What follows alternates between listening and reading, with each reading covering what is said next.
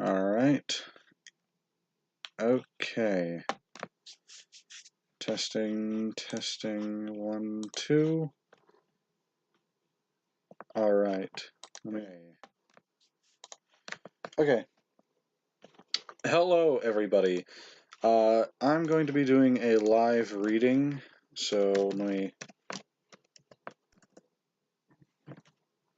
go here. Okay. Oh, wow. Alright, 2 people already. Hello, everybody. How you doing? There is about a delay of, let's see, 36. Hold on. 40. So there's about a delay of 10 seconds right now. I'm going to be doing a live reading. Hold on.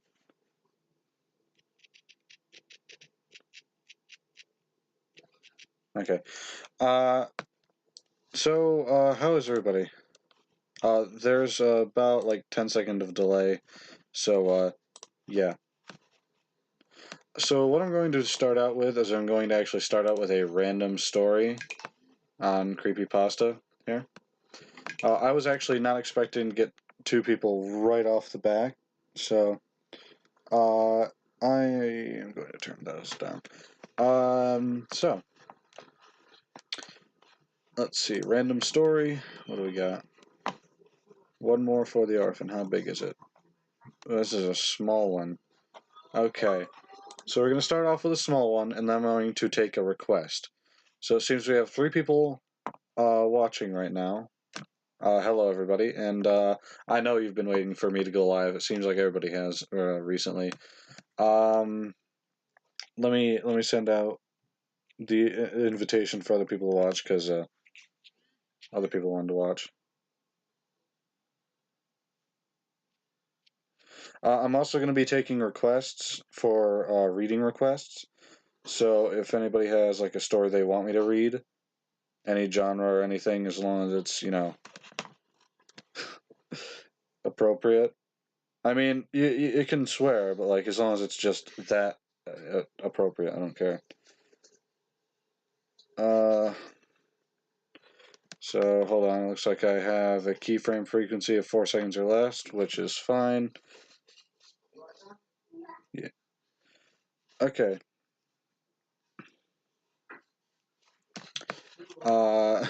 Yep, he's from TF2.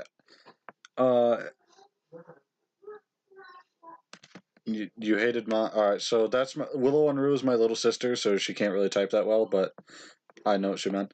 You got plenty of stories? Alright, so I have a request right here that I will read after this. Okay. So, one more for the orphan. This is a creepypasta. I'll be flicking back and forth to see what you guys say. Thank you for the like already. So here we go. One more for the orphan. In a small orphanage in a small village in Russia, there's a young boy. His hair is jet black and messy, and he has tattered jeans and an old dingy gray shirt. Nothing is known of him. For 10 years he sat in his bed in his room, never moving, never blinking, eating or even sleeping. In the 10 years he has not seemed to age at all, continuing to look like a 7-year-old boy. The only thing that proved he was alive is the slow rise and fall of his chest as he breathes, and the refusal to take his eyes off anyone who enters the room alone. A lone psychiatrist came over in an attempt to find out why the boy had done nothing in 10 years. He entered the room and shut the door behind him. 30 minutes later, the orphanage's nurse came in to check on the 2 of them. Opening the door, she saw the child, still sitting, still not moving, eyes fixed on her. However, something seemed different. He appeared a slight amount larger, not by much, but enough to make him look like a late 8 or 9-year-old. The psychiatrist was no longer in the room. The door was the only exit. As the room had no windows, vents, or anything, and it was, in fact, in the exact center of the orphanage. He continued to sit, only seen occasionally by the lady who came in to check on him, and he never closed the door upon entry. A week or so later, 2 law enforcement personnel entered the orphanage, demanding to speak to the boy about the disappearance of the psychiatrist. The 2 of them entered, closing the door behind him. As the head of the orphanage stood outside the door, 30 minutes passed. Not a sound came from the room. The head eased the door open. The boy was still on the bed, but the officers were no longer there. The boy was now quite noticeably bigger, about the size of a 15-year-old. His skin was darker than usual, and he looked angrier than ever. But one thing remained the same: his cold, unforgiving eyes that stared at whoever entered. Eventually, the law organized a law group of 10 officers to speak to the boy. They entered the room and left the door open until one of the younger orphans ran up and shut it, apparently in a daze. The head quickly ran to reopen the door, and upon doing so, froze him in terror. A low rumbling noise came from the room. One more. If you return to that orphanage, you will see it still continuing to run. The orphans live in a good care, health, and education.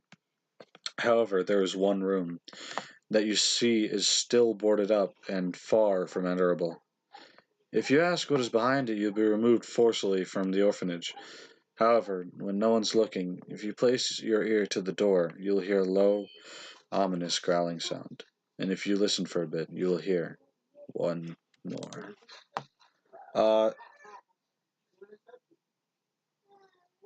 Okay. That was the first story. Seems like I've lost about 2 viewers.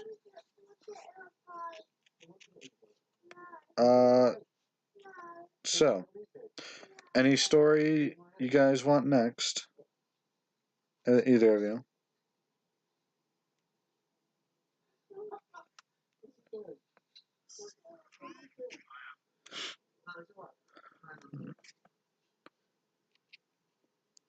7 minutes, 4 seconds. 7 minutes. Okay, so yeah, we're still at a 10 percent or a 10-second thing here. So the 2 of you watching, do you guys have any stories you want me to read? I don't know who the 2 people who are watching. Uh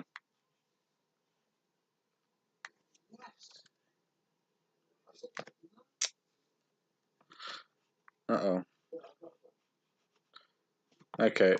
Well, I stopped reading. I'm looking for another story. What, you guys have any requests? That's what happened.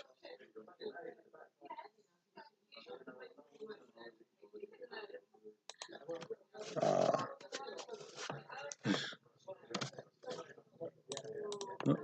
no? Alright. Then, let me see if I can't find another story.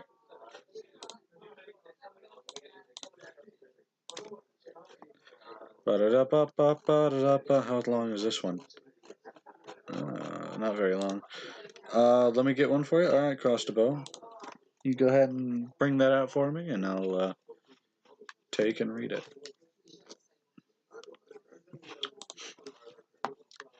An evil guinea pig. Willow. What?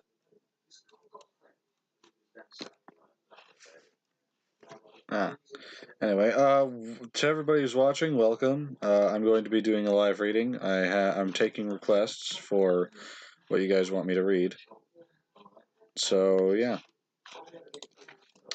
I already did a creepypasta reading. Now, if yeah,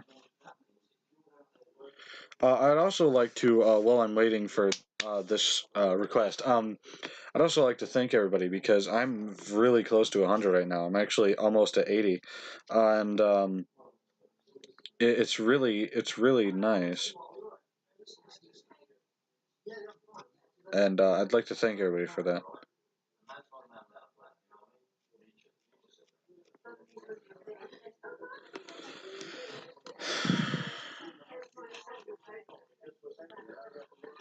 I think I actually wonder what my record is for most views while live. Okay, so Cross the Bow, while I'm waiting for you, I'm going to read this next one. And when I'm done, I'll check in to see if you have it up for me. So, The Boy on the Steps, made in October 11, 2016.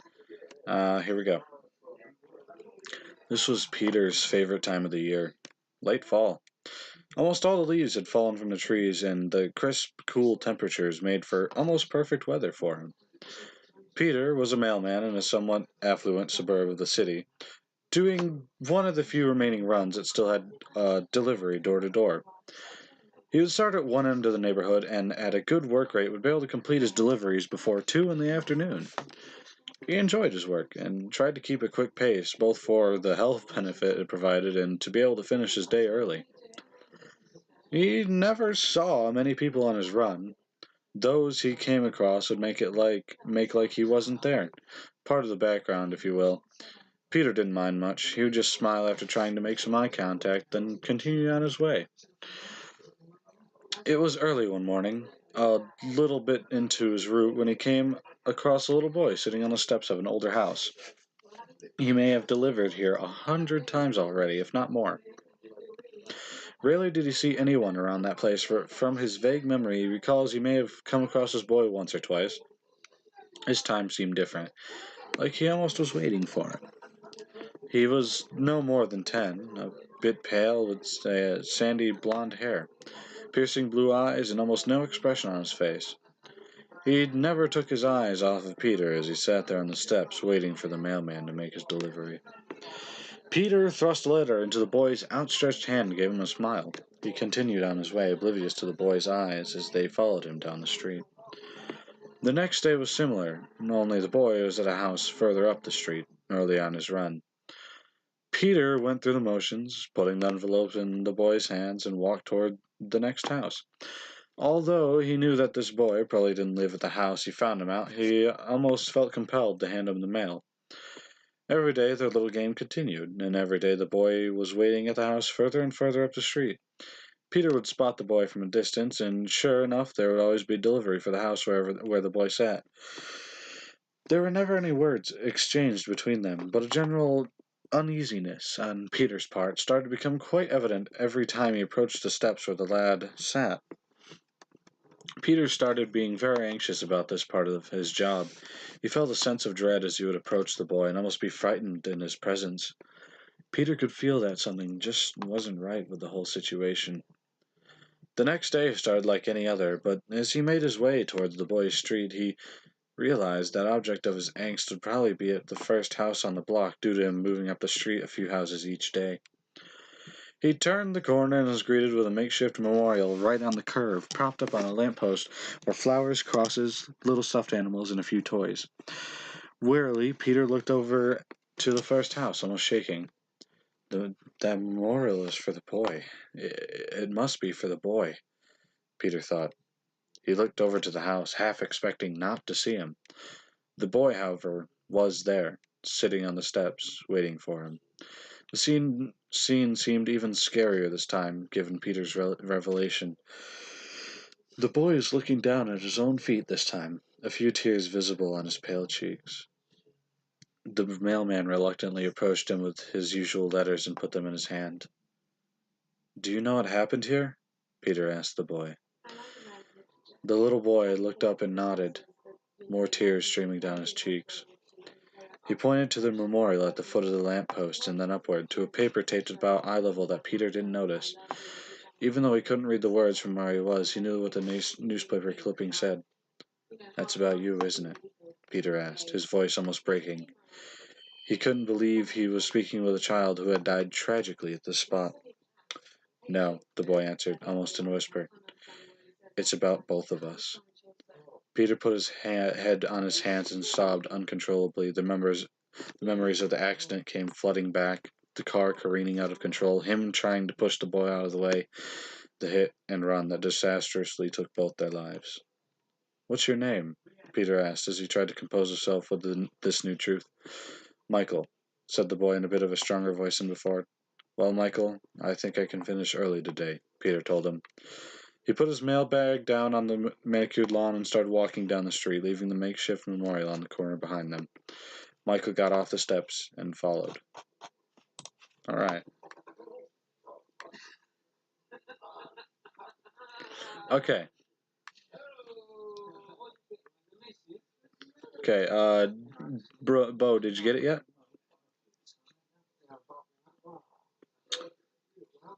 Did you get the story for me? I know I'm on hold actually. Oh, okay. This one is short. Yeah, it's short-ish. Yeah. Stream health is at 8. Okay, what's the story?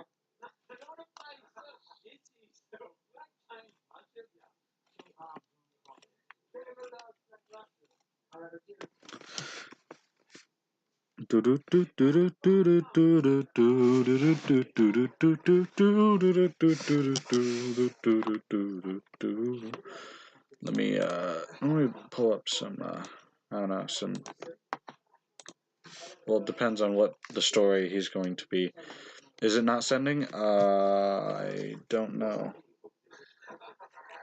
Hold on. No.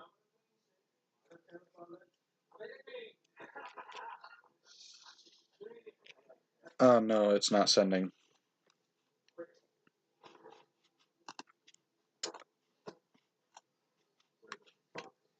Um, if it's not sending, yeah. Hello, Mom. Hello, Willow. If it's not sending, just send like the letters out separately. Just separate the letters and it'll send fine. It does that to me sometimes as well. Uh,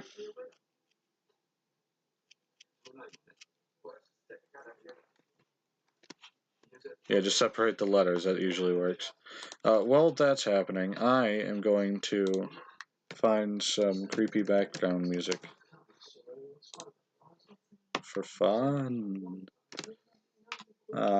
So, give me a second. There's Melancholia. Hold on, let me check my... Okay. Let's see, let's get some ambient creepy music up in here, huh? Tell me, how does that sound to you guys? That's a little too loud, hold on. Well, it's loud for me. How's that sound? That good? Can you guys hear me well?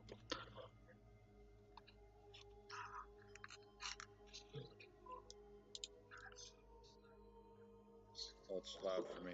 How's that sound? That good? Can you guys hear me well?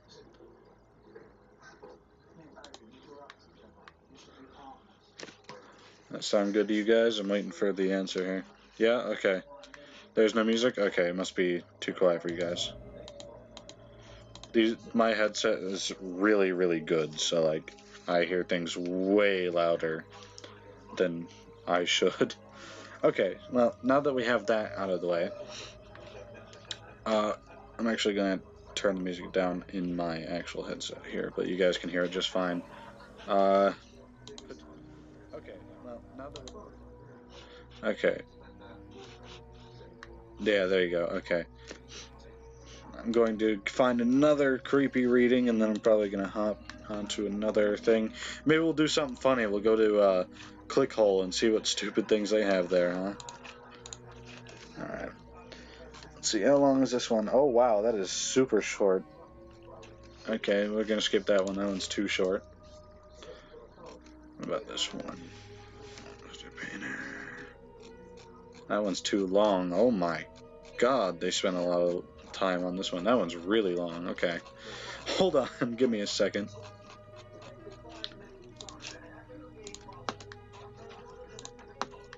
Ooh, what about this one? This one... Okay.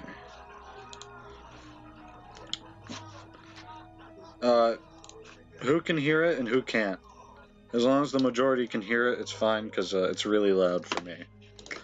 Actually, you know what? I'm gonna switch out. I'm gonna switch out music, because that's not what I wanted. It's not exactly as creepy as I want it to be. I want this to be horrifying. Ooh.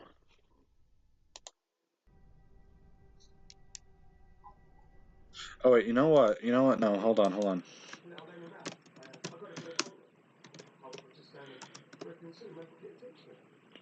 Just creepy, and we're gonna just get creepy ambience. No music, just ambience.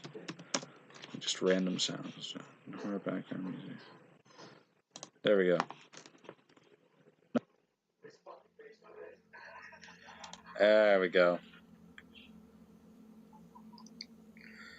The reason why is because, well, I like creepypasta, plus I wanted to, whoa, okay. Plus, people wanted me to do readings again, and I really like, I don't know, scary stories and stuff. Not only that, but there's not many other places to where I can find stories that are really interesting. These ones, at least, will get your heart pumping a little bit. And, yeah. Okay, so how is... Okay. Okay, thank you guys for watching. When you get back, I'll still be here. Mom, how good is the ambience? Is that... Can you hear me well enough as well as the ambience? What's the, okay, yeah, we're a minute off. No, we're not. We're 10 seconds off still. That's good. As long as we're, like, only 10 seconds off, then, this reading's gonna be well, and I can end this on a good note, because I won't have to fix the stream. Not that I can. Ooh, I like that. Oh my god, with this headset in, it's a 3D headset, so, like, or yeah, it's pretty much a 3D headset, which means I can hear everything all around me. Nothing else. Hold on, let me... How's that? I turned the thing up now. Should be able to hear that more than me now, actually, a little bit. That is so creepy. I like that.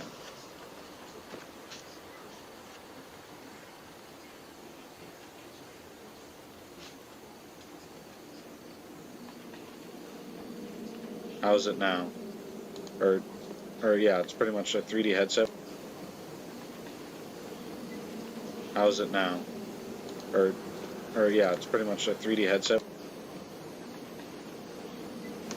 How's it now? Or yeah, it's pretty much a 3D headset. Okay. Hold on.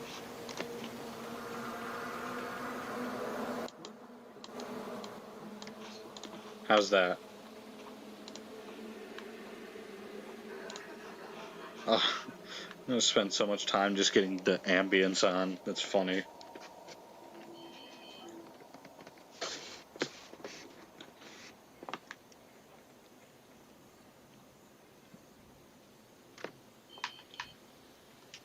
Check out. Okay. How's it now? Taking a little bit to respond, so.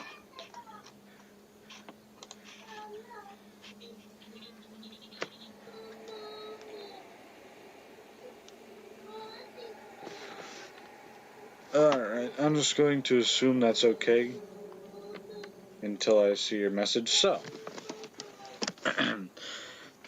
this one this music will fit because where this next one takes place is actually out and about in the woods, actually in the mountains. So,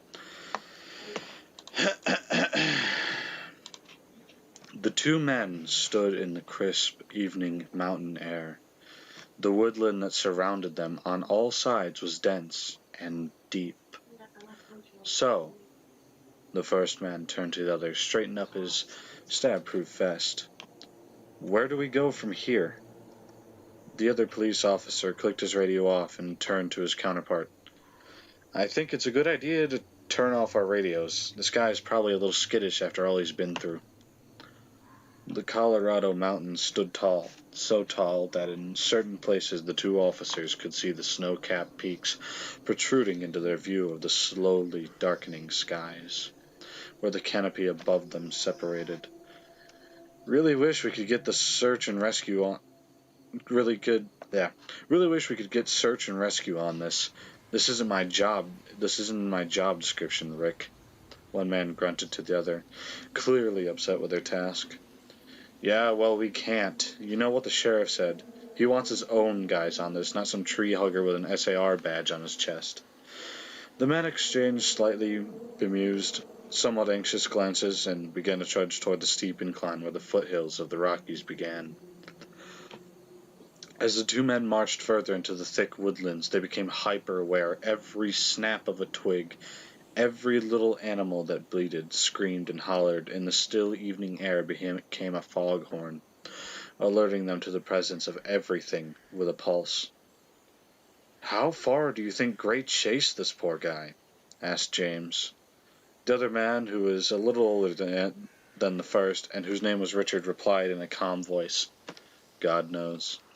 He was pretty pissed when this guy found out about the drugs. We can always ask him when we get back to the station. It's not like he's going anywhere." James nodded in response and continued the slow march with his fellow officer. The night began approaching quickly, and the air grew colder and sharper. Every inhale felt like a knife in the throat, and the uphill struggle with their Kevlar vests and heavy boots didn't help the situation. Finally, as they crested a large verge, the older man noticed something. "You smell that?" he muttered. "Yeah, it smells like piss. Bad piss. Junky piss." The two gave each other a look. The older man began again. Gray must have really scared this guy to get him to run all the way out here.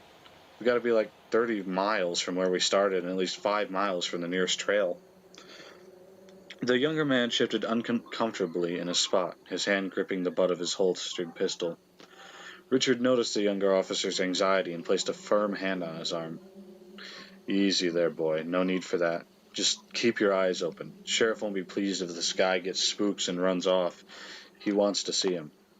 The junior officer nodded and removed his hand from the gun.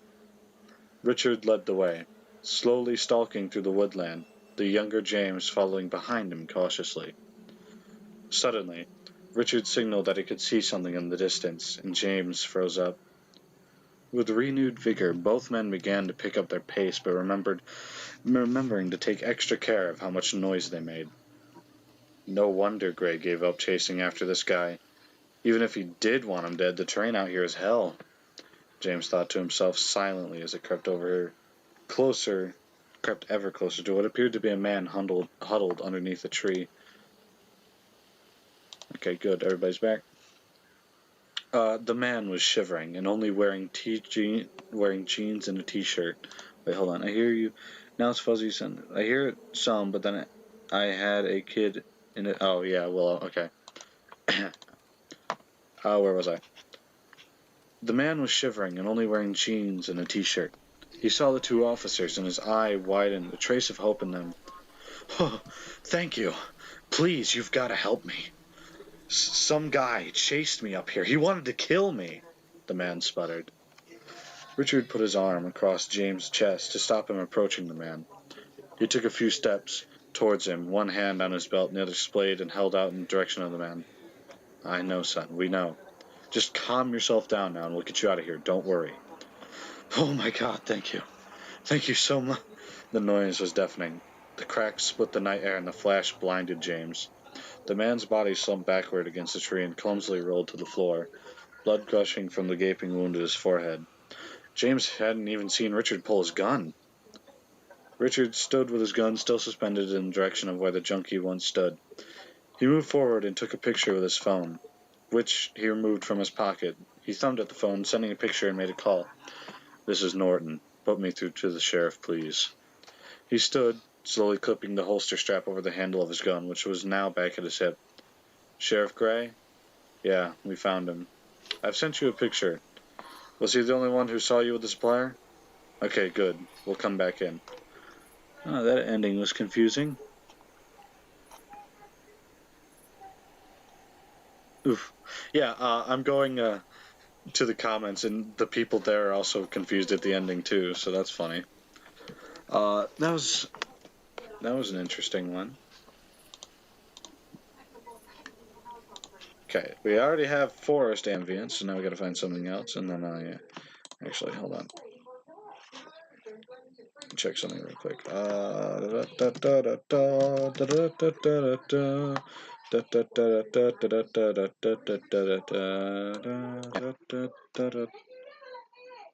Yeah.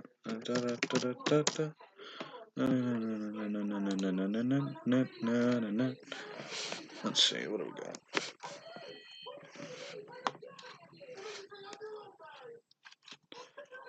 See if I can't find something funny now. Creepy ambience, we got a creepy monster. What about this?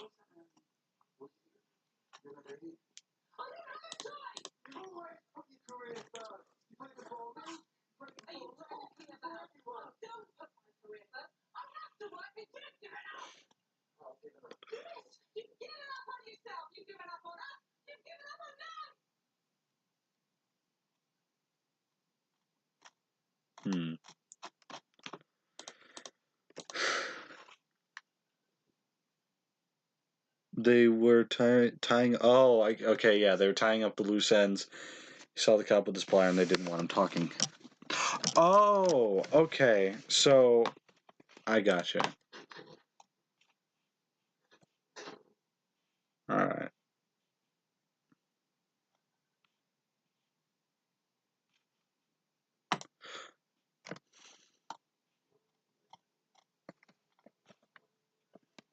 Hmm.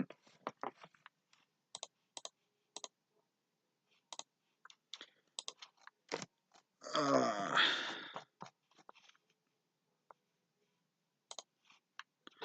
let's see. I'm trying to find something to read. Let's see. Because I don't actually know many reading places. Oh.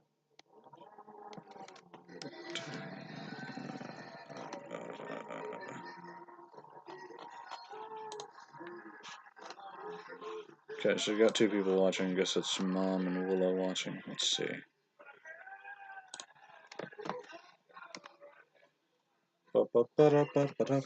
Don't you break on me.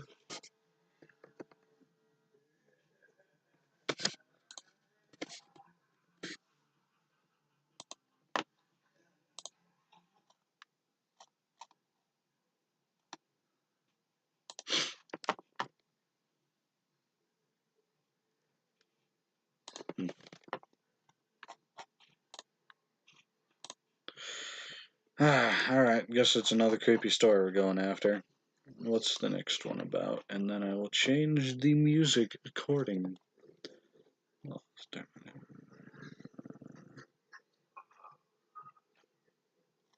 how long is this? Oh, that is too long. Okay. I want, like, short stories, sort of. Sort of short stories. Hold on, let's go to famous creepypastas and read one of those. I already read the first one. Let's read one of the famous ones. Oh, okay. Okay, Clockwork, your time is up. This one is too long. That's one of my favorite ones, though. It's too long, though. Hold on. Alright, let me change the way I'm sitting, because sitting up next against a wall does not feel very good. Okay, here we go. Hoodie... Jeff the Killer. There we go. There's a reboot, too. Oh, wait, hold on. There's actually a sequel now. Oh, I'll have to read that later. Lavender Town Syndrome. Ooh, okay. Here we go. This one's about Pokemon, and it's a short one. Okay. Ooh, you got more Doctor Who? Nice. Alright, nice. Is it the newest Doctor, I'm guessing? You can answer that well. This one is Lavender Town Syndrome, which is about Pokemon. The Lavender Town Syndrome, also known as Lavender Town Tone or the Lavender Town Suicides, was a peak in suicides and illness of children between the ages of 7 through 12 shortly after the release of Pokemon Red and Green in Japan, back in February 27th, 1996. Rumors say that these suicides and illnesses only occurred after the children playing the game reached Lavender Town. whose theme music had extremely high frequencies that studies showed that only children and young teens can hear since their ears are more sensitive. Due to the lavender tone, at least 200 children supposedly committed suicide, and many more developed illnesses and afflictions. The children who committed suicide usually did so by hanging or jumping from heights. Those who did not act irrationally complained of severe headaches after listening to Lavender Town's theme song. You know what? When I was younger, and I had Pokemon. I had I had Pokemon Green. When I made it there, it actually did give me a headache too, but I don't think these are connected. Uh, it was weird. Although Lavender Town now sounds differently depending on the game, this mass hysteria was caused by the first Pokemon game ever released. After the Lavender Tone incident, the programmers had fixed Lavender Town's theme music to be at a lower frequency, and since then, children are no longer affected by it. One video appeared in 2010 using special software that analyzed the audio of Lavender Town's music. When played, the software created images of the unknown near the end of the audio. Ooh, that's a secret Pokemon. This raised a controversy since the unknown didn't appear until Generation 2 of the game, Silver, Gold, and Crystal. The unknown translate to leave now. There's also a said beta version of Lavender Town. It is said that the beta version of Pocket Monsters was released to some kids to test the game. This is a video of the beta of Lavender Town. I'm going to play the video so you guys can hear it. I'm play a little bit of it only.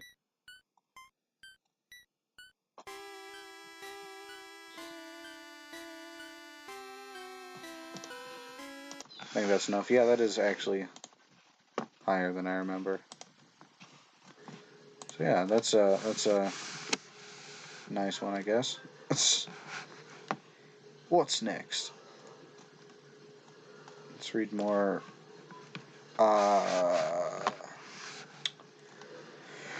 Famous ones. Oh, Sally Face. Or not Sally Face, just Sally. Slender Man, that's a nice one. Sonic.exe, Squidward Suicide. That's the one I was telling James about a while ago. Cabin in the Woods. Oh, yeah. Oh, the Russian Sleep Experiment. I actually... Hold on. Do I have...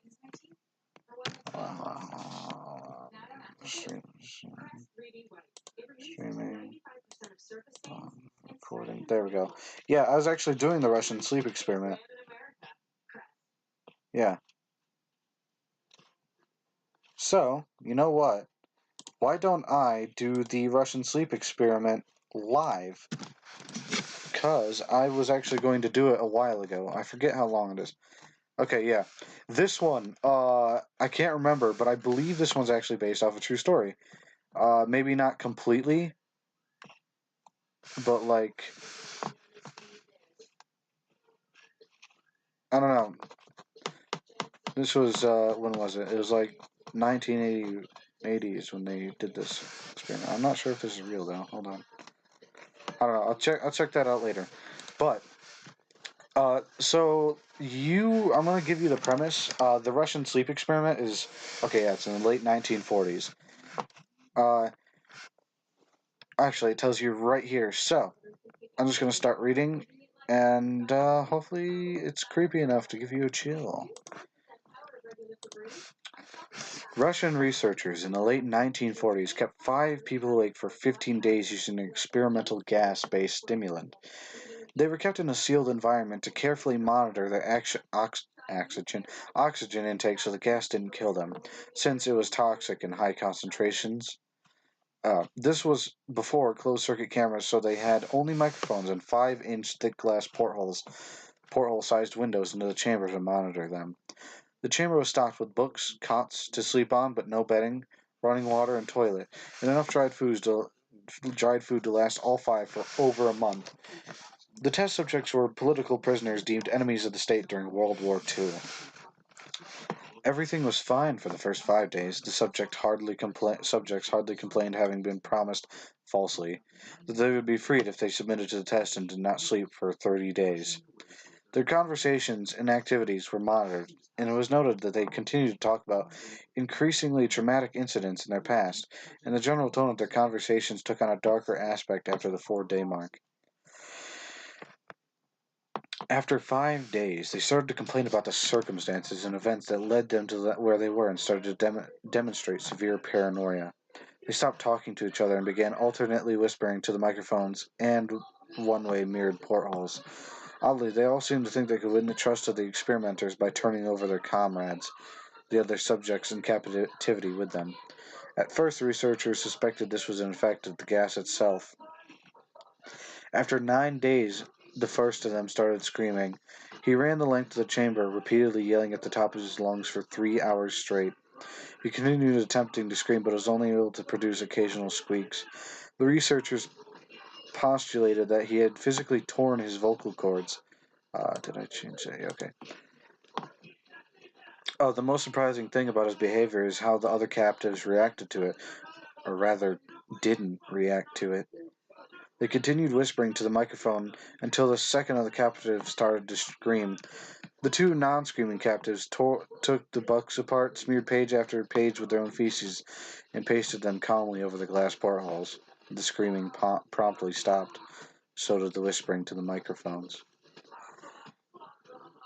After 3 days passed, the researchers checked the microphones hourly to make sure they were working, since they thought it impossible that no sound could be coming with 5 people inside. The oxygen consumption in the chamber indicated that all 5 must still be alive. In fact, it was the same amount of oxygen 5 people would consume at a very heavy level of strenuous exercise. On the morning of the 14th day, the researchers did something they said they would not do to get reaction from the captives. They used the intercom inside the chamber, hoping to provoke any response from the captives they were afraid were either dead or vegetables. They announced, "We are opening the chamber to test the microphones. Step away from your door and lie flat on the floor or you will be shot. Compliance will earn one of you your immediate freedom." To their surprise, they heard a single phrase and a calm voice respond, "We no longer want to be free." Debate broke out among the researchers and the military forces funding the research. Unable to provoke any more response using the intercom, it was finally decided to open the chamber at midnight on the 15th day. The chamber was flushed with the stimulant gas and filled with fresh air, and immediately voices from the microphones began to object. 3 different voices began begging, as if pleading for the life of loved ones, to turn the gas back on. The chamber was open, and the soldiers sent in to retrieve the test subjects. They began to scream louder than ever, and so did the soldiers when they saw what was inside. 4 of the 5 subjects were still alive, although no one could rightly call the state of any of them in life. The food rations past day 5 not so much as been touched. There are chunks of meat from the dead test subjects' thighs and chest stuffed into the drain in the center of the chamber, blocking the drain and allowing 4 inches of water to accumulate on the floor. Precisely how much water on the floor was actually blood was never determined. All 4 surviving test subjects had also had a large portion of their muscle and skin torn away from their bodies. The destruction of flesh and exposed bone on their fingertips indicated that the wounds were inflicted by hand, not with teeth, as the researchers initially thought. Closer examination of the positions and angles of the wounds indicated that most, if not all of them, were self-inflicted. The abdominal organs below the ribcage of all 4 test subjects have been removed, while the heart, lungs, and diaphragm remained in place. The skin and most of the muscles attached to the ribs have been ripped off, exposing the lungs through the ribcage, all the blood vessels and organs remaining intact. They had just been taken out and laid on the floor, fanning out around the eviscerated but still living bodies of the subjects. The digestive tract of all 4 could be seen to working and digesting food. It quickly became apparent that what they were digesting was their own flesh they had ripped off and eaten over the course of the days. You guys have been really quiet. Not sure if that's a good or a bad thing. Thank you guys for still watching, though. If this doesn't get me kicked off YouTube, then I guess I'll be A-okay. Most of the soldiers were Russian special operatives at the facility, but still many refused to return to the chamber to remove the test subjects. They continued to scream to be left in the chamber and alternatively begged and demanded that the gas be turned back on, lest they fall asleep. To everyone's surprise, the test subject put up a fierce fight in the process of being removed from the chamber. One of the Russian soldiers died from having his throat ripped out. Another was gravely injured by having his testicles ripped off and an artery in his leg severed by one of the subject's teeth. Ouch. Yikes, that had to hurt really bad. Another 5 of the soldiers lost their lives if you count ones that committed suicide in the weeks following the incident. Yikes.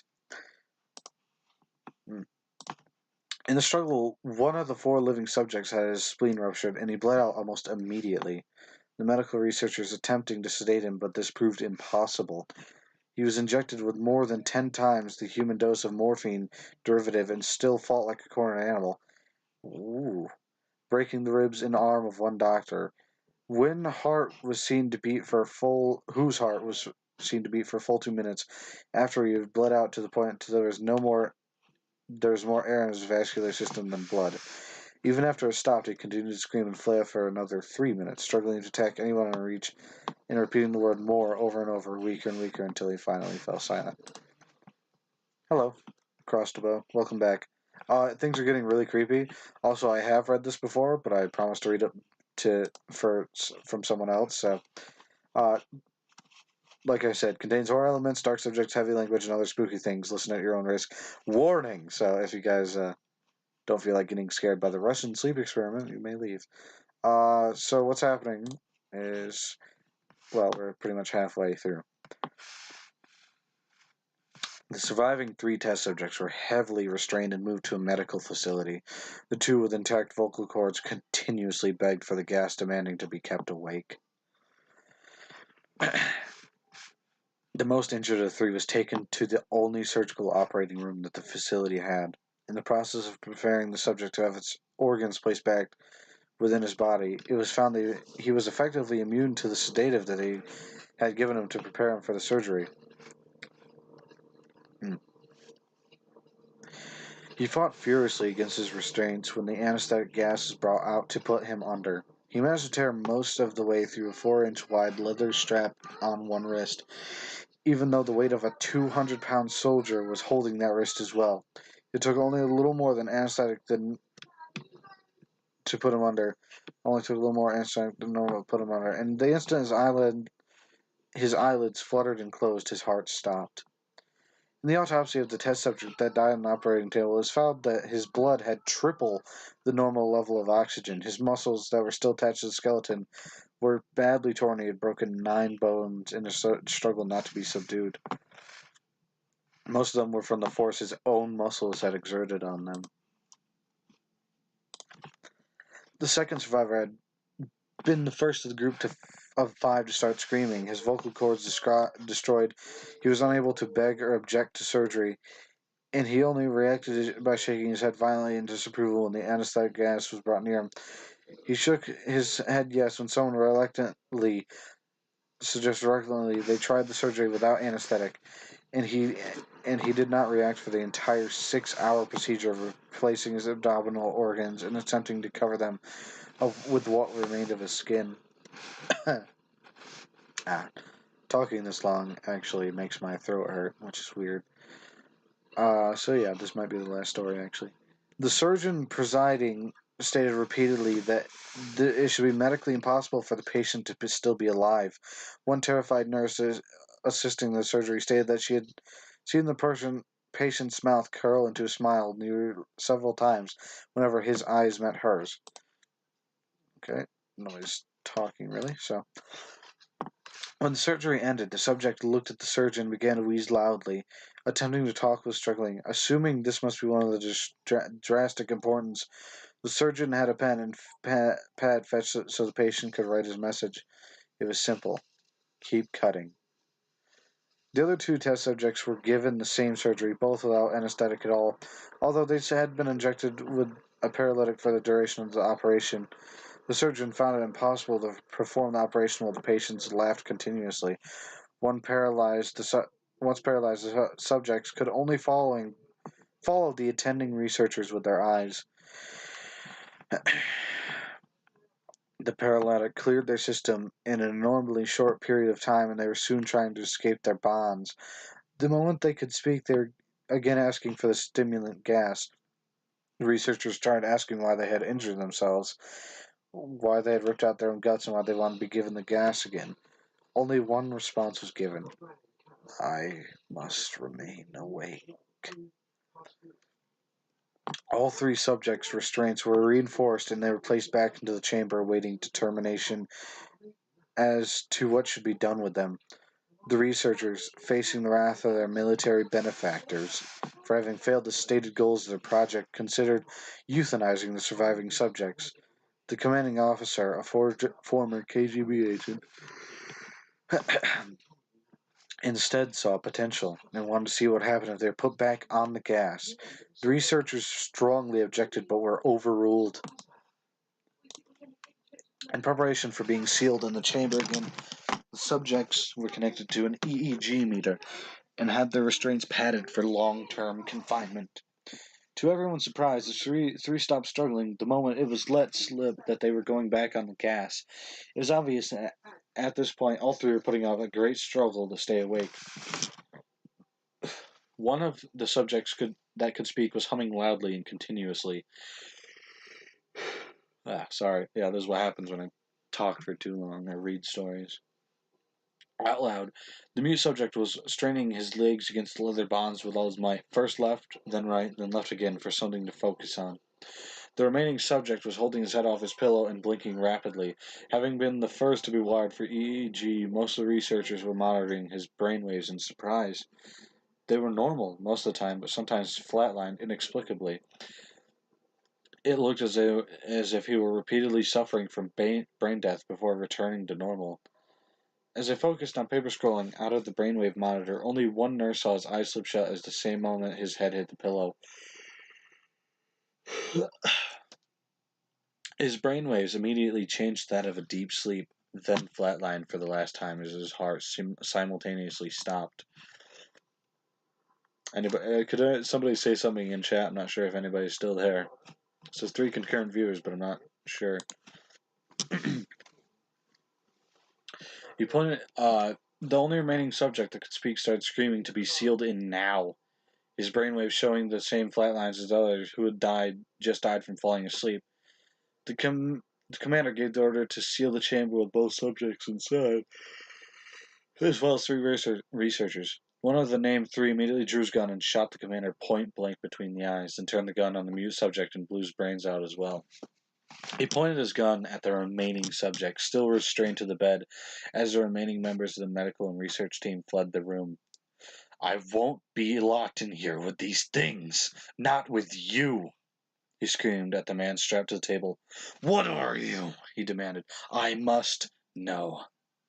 The subject smiled. Have you forgotten so easily? The subject asked. We are you.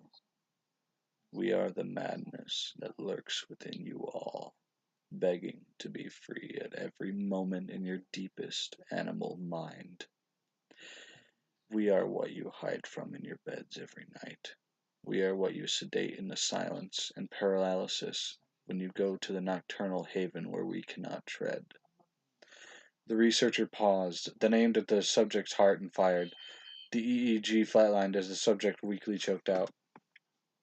So nearly free. Yeah. And this is going to be a movie at one point. Well, how long ago was the story made? I actually don't know when the story was made. 2012. I think there already is a movie on it, but yeah. That was that's one of my favorite stories because of like how realistic it is, pretty much like experiments. Not only that, but the way that things reacted, and the fact that if your oxygen levels like were that much, I don't know, it would kill you. It would actually kill you really fast, but you'd have insane strength for the moments you were alive because your muscles are pretty much, your whole body is pretty much on hyperdrive because of how much like oxygen you have in your veins. So yeah, that was it. That was the last one. I hope you guys enjoyed this. It was actually quite fun for me, even though some of you might get a little scared. That's the whole point, really. The reason why I keep doing horror stories is because everybody needs a good spook every once in a while. And not only that, even though like the creepy time's over, there's no more spooky, scary skeletons dancing around. Um, it's still nice. Not only that, but it helps train your mind to be more calm in these types of situations. Because once you're scared enough, you stop being scared, which is nice. Also, Cross the Bow, man. Uh, it's been a while. Yeah, you did finally make it, man. You actually made it, and you made it for most of the time. Uh, I would read more, but after reading for a while, like I have been, my throat starts to hurt. I don't know why. Like I can talk all day, but if I start reading stories, it makes my throat hurt. Probably because I don't know. Probably because I'm trying, like I'm actually acting out the scenes. But yeah. Also, to anybody watching in the future, if you guys make it this far, which probably zero of you will until this YouTube channel actually becomes something good. Awesome reading and definitely a good creepy pasta. Last one. I'm sure there was a Russian sleep study after Hitler caused Hitler was a meth head who did horrible studies on people.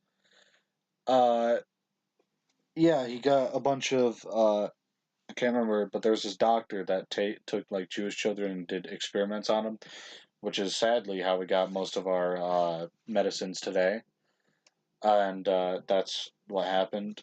The Russian sleep experiment. I don't know if this was real or not. I know this is one of the most famous creepypastas out there. Like it's right up there with like Jeff the Killer and the 1999 one, and The Rake, which is another good one. But I'm not actually sure, you know, if that's real or not. But as this is the last one, thank you guys for watching. I hope you enjoyed. Stay lucky, and thank you for making it to almost 80, and almost 80 subscribers and 100, and yeah. Hopefully, in the future, there won't be another one of these like bad people like Hitler, because even though he pretty much made all our medicine today, he did it in a really wrong way, and that sucks. So, yeah. Thank you guys. Good night. Love you all, and I'll see you next time.